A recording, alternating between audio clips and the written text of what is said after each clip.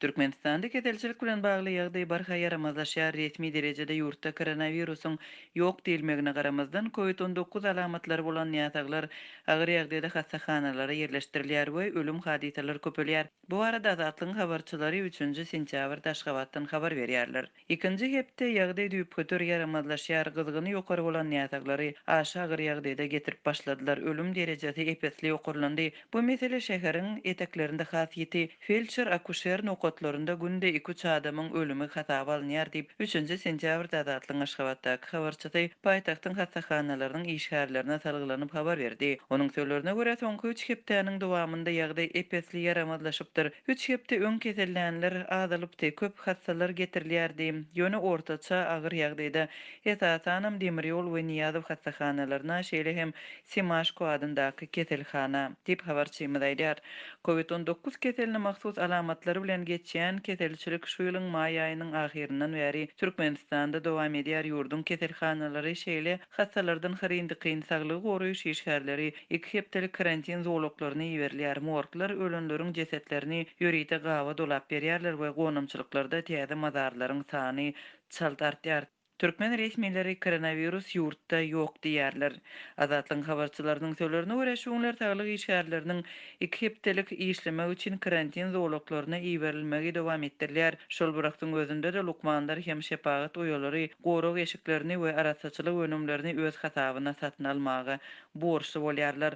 Çoğunda da we Polimexin binasynda lukmanlar we şepagat oýalary 15 günläp işleýärler. Şol wagtyň özünde de gorag enjamlaryny öz hasabyna satyn almaly bolýarlar. Olaryň iýmitlenmegi guramalaşdyrylmaýar.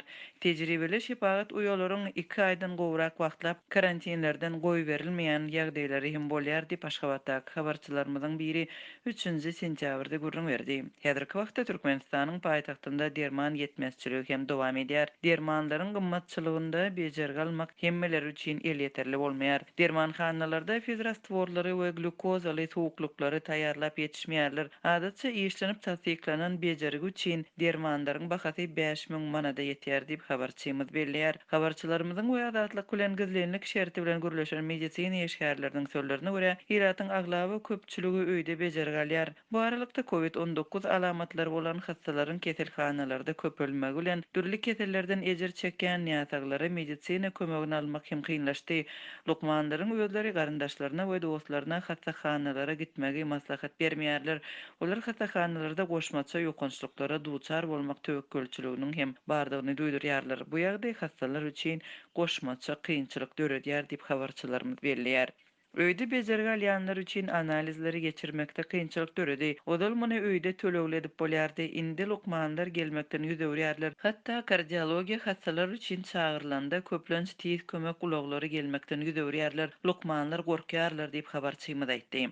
Türkmenistanyň häkimetleri bütün dünýä saglyk guramasynyň tekliplerinden soň ýurtda koronavirus bar ýaly hereket edýärler. Ilatyň maska giýmegine we fiziki aralygy saklamagyna gözegçilik edýärler. Ýurdun içinde hereket etmek üçin saglyk resminamasy hem koronavirus testi talap edilýär. Käbir diýethalar we edaralar ýapyklygyna galýar. Azatlyň Aşgabatdaky habarçysy sport mekteplerinde karantiniň 15-nji sentýabra çenli uzaldyranlygyny meçitleriň de ýapyk galjagyny habar berdi. 1-nji sentýabrda ýurdun orta mekteplerinde täze okuw ýyly başlandy. Käbir paýtagt mekteplerinde rus dilinde sapak berýän klasslar ýapyldy we sinp otaglarynda çağalaryň sany azaldyldy. Habarçylarymyz häzir hususan da rus dilinde sapak berýän klasslarda 20 okuwçy okudylýanlygyny aýdýar. Türkmenistanda 13-nji ýylda ýapylan meçitler 1-nji oktyabra çenli ýapyklygyna galar. Bu çäre ýokunç kesellerin ýaýramagynyň öňüni almak boýunça adatdan daşary komissiýanyň 26-njy awgustdaky karary bilen düşündirilýär. Akipress habar agentligine görä bu barada Türkmenistanyň müftüleri edarasy hökümetçi Türkmen portaly nesirine aýdypdyr.